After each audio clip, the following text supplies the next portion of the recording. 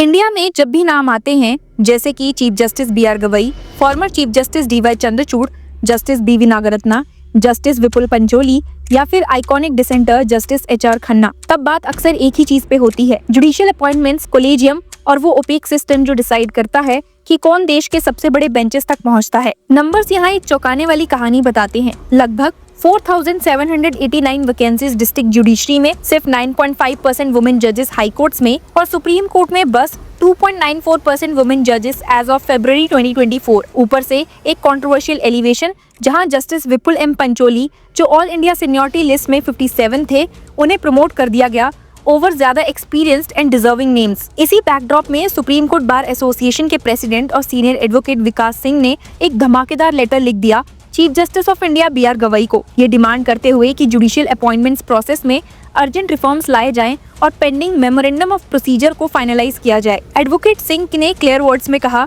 The prevailing collegium system while designed to preserve judicial independence has inevitably created significant challenges. Its structural flaws demand urgent and comprehensive course correction. ये letter एकदम explosive time पे आया है, जब supreme court खुद article 233 के constitutional question से जूझ रहा है डिस्ट्रिक्ट जजेस के अपॉइंटमेंट्स को लेकर, जहां 25,870 सैंक्शन पोस्ट हैं और हजारों खाली पड़ी हैं और इसी वजह से सिस्टम की क्रेडिबिलिटी पे भी सवाल उठ गए हैं। एडवोकेट सिंह का एलिगेशन है कि सुप्रीम कोर्ट बार के लॉयर्स को सिस्टमैटिकली इग्नोर किया जाता है उनके होम हाई कोर्ट्स में एलिवेशन के लिए, जबकि उनका एक्सपोजर नेशनल ज्यूरिस्प्रूडेंस पे अनमैच्ड है। इसको उन्होंने systematic marginalisation of valuable judicial talent कहा। साथ ही उन्होंने रिप्रेजेंटेशन के इशू को भी हाईलाइट किया। वुमेन जजेस की प्रेजेंस स्टेटिस्टिक्स में एक एम्बैरेसमेंट जैसी लगती है। हाई कोर्ट्स में सिर्फ 9.5% और सुप्रीम कोर्ट में तो 3% भी नहीं है। अगर ऐसे नंबर्स पार्लियामेंट या कॉर्पोरेट बोर्ड्स में होते तो देश भर में शोर मच जाता, पर जुडिशरी अब भी साइलेंस और सीक्रेसी के पर्दे में छुपी बैठी है। एडवोकेट सिंह का दूसरा बड़ा अटैक है कोलेजियम के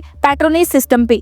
उनका कहना है कि सिस्टम में प्रॉक्सिमिटी और विजिबिलिटी ज्यादा मैटर करता है instead of merit, integrity and constitutional Fidelity. मतलब जो जूनियर लॉयर्स या ब्रीफिंग काउंसिल्स होते हैं वो असल में केस का ग्राउंड वर्क करते हैं, वो इनविजिबल भी रह जाते हैं और वही लोग प्रमोट होते हैं जिनके पास कनेक्शंस और विजिबिलिटी है। एडवोकेट सिंह के रिफॉर्म्स का ब्लूप्रिंट इसीलिए एक इंस्टीट्यूशनल सेफ्टी नेट की तरह है। उन्होंने इंडिपेंडेंट सेक्रेटरीट प्रपोजल दिया जो रिकॉर्ड्स मेंटेन करे, वैकेंसीज ट्रैक करे और टाइमली अपॉइंटमेंट इंश्योर करे। साथ ही एक एप्लीकेशन बेस्ड प्रोसेस जहां सब eligible candidates including supreme court bar lawyers को एक फेयर चांस मिले। एलिजिबिलिटी क्राइटेरिया भी क्लियरली पुश किया जाए, जैसे एज, प्रैक्टिस के साल, reported judgments, pro bono work और ग्रीवियांस रिड्रेसल सिस्टम भी हो जो अकाउंटेबिलिटी को रियल बनाए। एडवोकेट सिंह ने बोल्ड वर्ड्स में लिखा है, elevation must no longer be a function of proximity और visibility but of merit, integrity and constitutional fidelity. यहाँ पे थोड़ा लीगल फ्लैशबैक भी जरूरी है।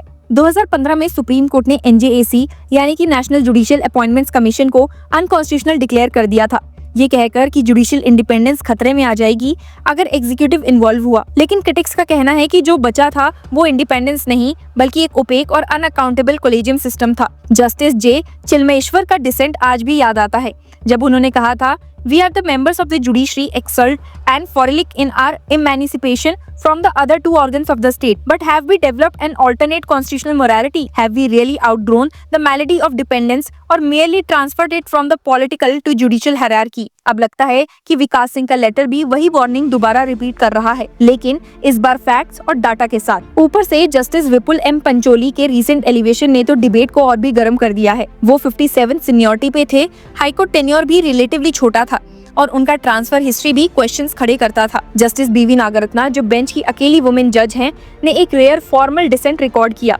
और बोला कि ये अपॉइंटमेंट काउंटर प्रोडक्टिव है और कोर्ट की क्रेडिबिलिटी को डैमेज करती है। ऑब्जर्वर्स इस डिसेंट को कंपेयर कर रहे हैं जस्टिस एच आर खन्ना के लेजेंडरी डिसेंट से, जो इमरजेंसी के टाइम एडीएम जबलपुर केस में था। डिफरेंस सिर्फ इतना है कि नागरत्ना जी का खुद का कोई पर्सनल स्टेक नहीं था। उनकी चीफ जस्टिसशिप तो सिर्फ 36 दिन की होगी 2027 में, फिर भी उन्होंने रिस्क लिया just to preserve institutional integrity. यही रीजन है कि इस डिसेंट की मॉरल अथॉरिटी और भी स्ट्रॉन्ग है। इस सब के बीच में एससीबीए का मेमोरेंडम ऑफ प्रोसीजर डिमांड और भी इम्पोर्टेंट लगता है। एनजेएसी स्ट्राइक डाउन होने के बाद मेमोरेंडम ऑफ प्रोसीजर फाइनलाइज होना था, जिसपे ट्रांसपेरेंट रूल्स बनते हैं।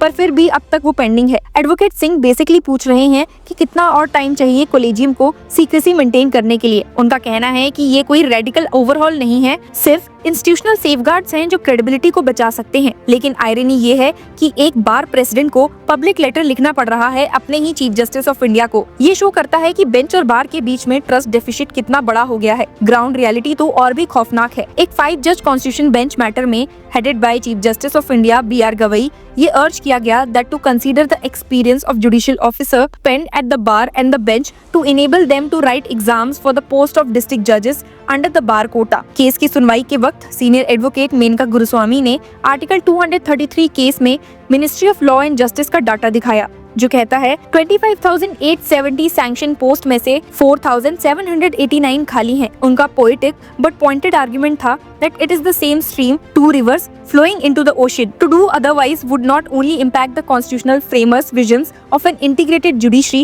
but also the nature of the Indian state. Bench ने क्वेश्चंस उठाए हैं कि आर्टिकल 233 डिक्लेरेटरी है या फिर सब्सटैंटिव। बार और बेंच का कंबाइंड एक्सपीरियंस काउंट करना चाहिए या फिर नहीं। ये डिबेट सिर्फ टेक्निकल नहीं, इसके पीछे वो रियलिटी है जहाँ लिटिगेंट्स को सालों तक जजमेंट का इंतजार करना पड़ता है, क्योंकि कोर्ट्स के पास जजेस ही नहीं है। इंडिपेंडेंस का भी क्या फायदा अगर वैकेंसीज भरने की पावर ही इफेक्टिवली काम ना करे। एग्जीक्यूटिव का रोल भी यहाँ पे इक्वली सस्पिशियस है। जस्टिस पंचोली का नाम सिर्फ 2 दिन में क्लियर हो गया, जबकि नॉर्मली गवर्नमेंट डिलेज करती है, IB इनपुट्स मांगती है या फिर सौरभ किरपाल जैसे केसेस में पॉकेट विटो लगा देती है जो 8 साल से पेंडिंग है। ये सिलेक्टिव स्पीड सिर्फ एक ही चीज का सिग्नल देती है, कभी कभी कोलेजियम और सरकार परफेक्टली अलाइन होते हैं, और जब अलाइनमेंट होता है तो ट्रांसपेरेंसी सेक्रीफाइस हो जाती है। ये डेंजरस है क्योंकि इस पे दोनों पिलर्स की क्रेडिबिलिटी एक साथ खतरे में आ जाती है। एडवोकेट विकास सिंह का लेटर एक बार फिर से इस नेशनल कन्वर्सेशन को इग्नाइट करता है। कोई डाउट नहीं है कि जुडिशरी को पॉलिटिकल इंटरफेरेंस से बचना है, लेकिन इंडिपेंडेंस बिना अकाउंटेबिलिटी के एक पैराडॉक्स है